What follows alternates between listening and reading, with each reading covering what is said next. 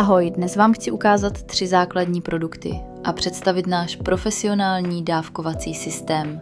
3 základní produkty značky Enzyme jsou E515, E415 a E315. A jejich ekvivalenty v litrových lahvích jsou E411 pro E415, E511 pro E515 a E311 pro E315. Je důležité dodat, že těmito přípravky lze vyčistit hotelový pokoj, proto je velmi důležité postupně pochopit jejich použití.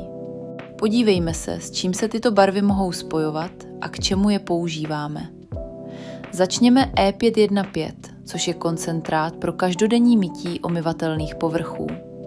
Je modrý, takže můžeme spojovat vše, co nám evokuje modrá barva, například nebe. Tedy čistíme jim všechny povrchy odzhora. Vše, co je nad podlahou, tedy okna, nábytek, lampy, svítidla, parapety a podobně. K tomu slouží náš modrý E515. Dalším důležitým místem v hotelech jsou koupelny a E415 je přípravek na čištění sanitárních zařízení.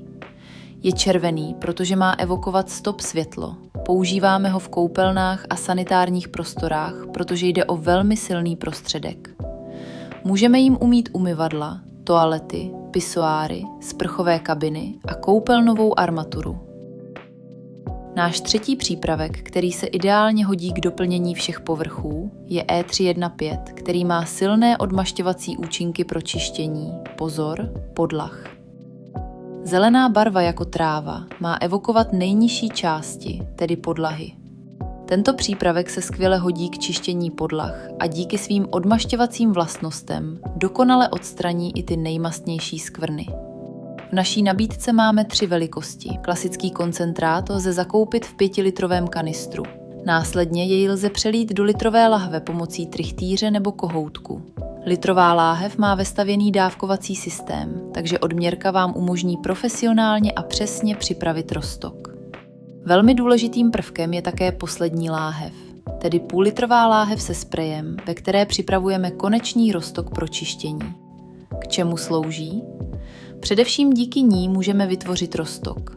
Z litrové láhve nalijeme koncentrát v odpovídajícím poměru do láhve s vodou, vložíme sprej a máme hotový roztok. Máme 5litrový kanistr a chceme, aby přípravek skončil v naší litrové láhvi, protože ta má dávkovací systém a je nezbytný pro správnou přípravu roztoku. Otevíráme a máme 2 možnosti. Použít kohoutek nebo trichtýř. Pokud použijeme kohoutek, namontujeme ho na 5litrový kanistr,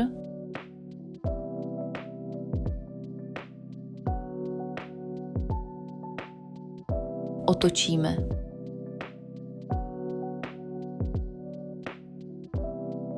Podložíme litrovou láhev, otevřeme kohoutek a nalijeme přípravek. Trichtýř můžeme využít tak, že jej rozložíme, přišroubujeme k kanistru a vložíme do litrové láhve. Nakloníme kanistr a nalijeme. Je to velmi jednoduché. V sadě máme také 2 uzávěry. Jeden pro zabezpečení dávkovacího systému, druhý pro koncentrát. A voilà, litrová láhev je připravena. Poslední krok procesu. Chceme připravit roztok připravený k použití. Potřebujeme půl litru čisté vody v láhvi se sprejem, která je součástí dávkovacího systému. Na láhvi je speciální etiketa s doporučenými koncentracemi. E311 50 ml, lehké odmaštění. E411 mytí toalet, lehké odstranění vodního kamene 50 ml. E511 mytí oken a zrcadel 15 ml, mytí nábytku 20 ml. Když připravujeme roztok, například E511, označíme na etiketě přípravek, aby byla jistota, co jsme připravili. Otevřeme odměrku v litrové láhvi. Víme, že chceme mít nábytek. Potřebujeme 20 ml koncentrátu. Odměrka má maximálně 50 ml. Jemně stiskneme a přípravek se dávkuje.